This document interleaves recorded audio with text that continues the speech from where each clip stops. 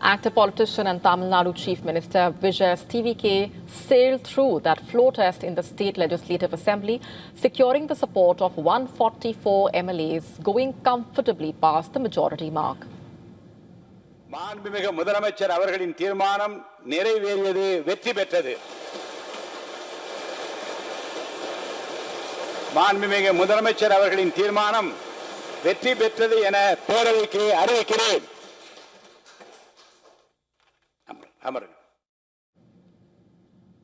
This after the Tamil Nadu Assembly had convened the floor test, where the TVK was widely expected to win the trust vote.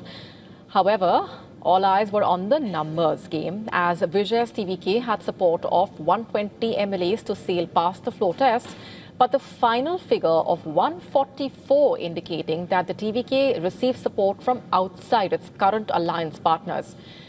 Out of the 144 votes, 105 came from the TVK, 5 came from the Congress, 8 from left parties, IUML, VCK, 25 came from the AIADMK faction, and 1 from ousted AMMK MLA. 22 legislators voted against the TVK, 5 MLAs abstained. So that's what the numbers look like.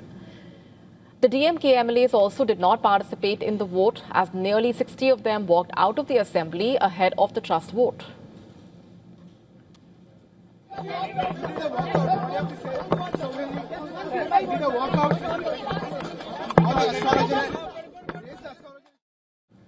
And the result also marking a major boost for the Vijay-led government amid intense political drama, a lot of speculation over cross-voting within the AIADMK. After winning the trust vote in the assembly, the chief minister addressed the House and thanked all parties and legislators who supported the TVK, calling this alliance a people's alliance. He asserted that his government is not driven by communal politics and will be working for every section of the society. The trust vote has also put the rift within the AIADMK out in the open. 22 MLAs from the faction led by the party chief, Palaniswamy, voted against Vijay's TVK. 27 MLAs from the faction led by Shanmugam and SP Balamani voted in favour of the TVK. The cross-voting by the AIADMK MLAs coming despite the Palaniswamy faction warning rebels of disqualification proceedings under the anti-defection law. And the split in the AIADMK has triggered a major shake-up. Palaniswamy has removed 26 functionaries from their respective posts in the party for supporting the Tamil Nadu Chief Minister Vijay on the assembly floor. Those expelled include Shanmugam and Velumani, who were among the MLAs backing Vijay during the floor test. The world's two biggest superpowers in focus as US President Donald Trump landed in Beijing earlier for his first bilateral visit in over 8 years. And while trade wars mark the start of Trump's second term in office, a lot has changed since his last visit to China. And this time around, things have reached a point where Iran is likely to dominate the discussions. After landing in Beijing a few hours ago, Donald Trump received the Guard of Honor by the Chinese military. Take a look.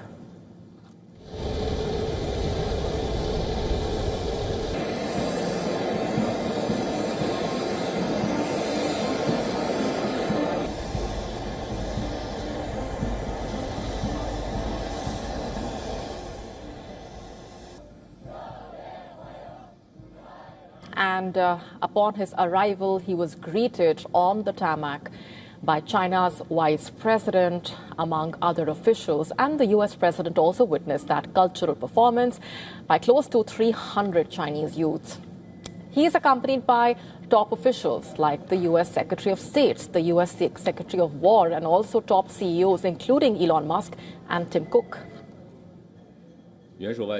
Head of state diplomacy plays an irreplaceable strategic guiding role in China-US relations. China welcomes President Trump on his state visit to China. During the visit, the two heads of state will engage in an in-depth exchange of views on major issues concerning China-US relations, as well as global peace and development.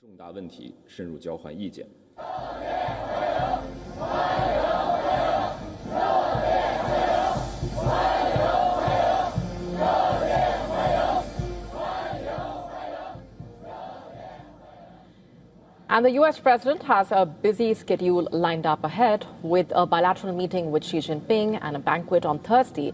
Donald Trump will be meeting his Chinese counterpart on Friday as well before he planes for Washington. However, it is worth noting that a lot has changed in China since the last time Trump visited. And on the economic front, China has far outpaced the US. While the growth rate of the two countries has declined from 2017 onwards, IMF's World Economic Outlook estimating that China's average annual growth rate in the last 8 years has been 5.4%, which is double that of the United States, just to put that in perspective. And over the years, China has been reducing its dependency on America as far as its exports are concerned. While the US accounted for 19% of China's exports in 2017, it fell to 11% by last year. Now, who dominates the global economy?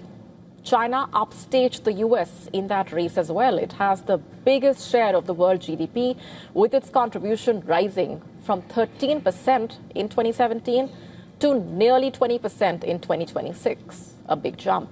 And in case of the US, its share has gone down to 14.5%. This shift also underlining how China has become central to global manufacturing and supply chains. And while Beijing still trails behind the US in terms of average per capita income, it has still seen a 66% increase from 2017 to 2026. However, China's real trump card in the trade war with America is rare earths. Last year, it restricted rare earth exports after Trump hiked tariffs, leading to US eventually backing down. Although its share of global rare earth mining has declined from 80% in 2017 to 60% as of now, China, of course, has the advantage, as it accounts for over 90% of the global rare earth processing capacity. So that's significant. China's military prowess also cannot be understated, of course. As per CIPRI, its annual military spending has more than doubled over the last 8 years. Although the US has an edge owing to its plethora of allies globally, China has modernized its military rapidly over the past decade. The numbers depicting a story in itself. For instance, China has 2 million active military personnel as compared to the US, which has 1.3 million personnel. Although America has a more number of military jets, China holds the edge when it comes to naval fleet as well as battle tanks.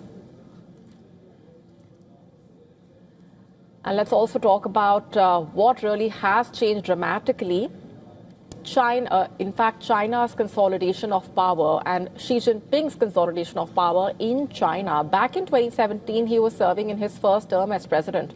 A year later, he was not only re-elected, but also spearheaded a vital constitutional change, remember. The two-term limit for presidents was abolished, making him eligible to potentially remain president for life. Apart from that, his name and ideology was enshrined in the Chinese Communist Party's constitution, basically placing him on par with Mao Zedong and Deng Xiaoping. That's not all. Xi Jinping has cracked down on internal dissent within military ranks. More than 20 senior military commanders in China have been investigated, sidelined, or removed since mid-2023 as part of that broader anti-corruption campaign. So China's top military body has now been left with only 2 members, including Xi Jinping himself. As compared to that, Trump is facing a domestic backlash with record low approval ratings, rising gasoline prices as a result of the Iran war, with Tehran refusing to cede to US pressure and China's growing assertiveness. The next 48 hours will be extremely crucial, also to determine the future trajectory of the relationship between the two sides and its broader impact globally. Washington declared victory. Tehran stayed silent in a way, but behind the scenes, a lot's been happening. New intelligence also painting a far more dangerous picture, it seems, despite weeks of conflict and massive American and Israeli strikes. Iran's missile network appears far from destroyed. And now, as the Pentagon's war bill nears $30 billion, questions are growing over who really is running out of firepower. Take a look.